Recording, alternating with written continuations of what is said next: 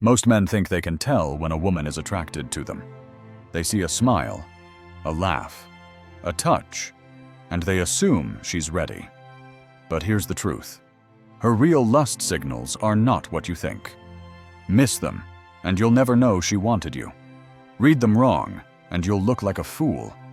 You've been told to look for the obvious: hair flips, biting her lip, leaning closer. But women are smarter than that. They hide their desire behind innocent gestures. Why?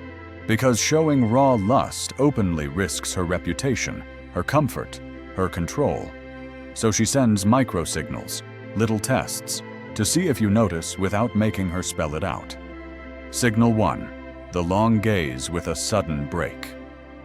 She holds your gaze for just a second too long, then looks away like she's shy. That's not shyness, it's controlled interest. She wants you to feel that spark, but she won't linger enough for others to notice. Signal 2, playful distance and closeness.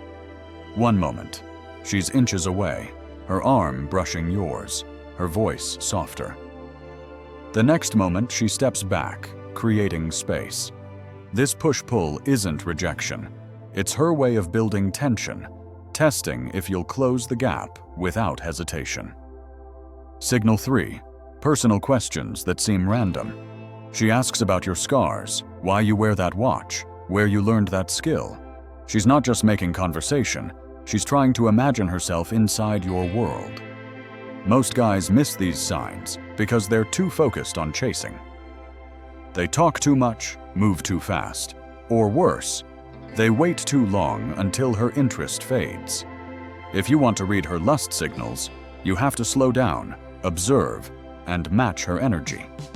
Be the man who sees what others can't, and she'll chase you just to feel understood. In my free guide, Decoded, the Female Desire Blueprint, I break down every signal, from subtle touches to hidden glances, so you never miss your chance again. Link is in the description and pinned comment. Grab it before it's gone.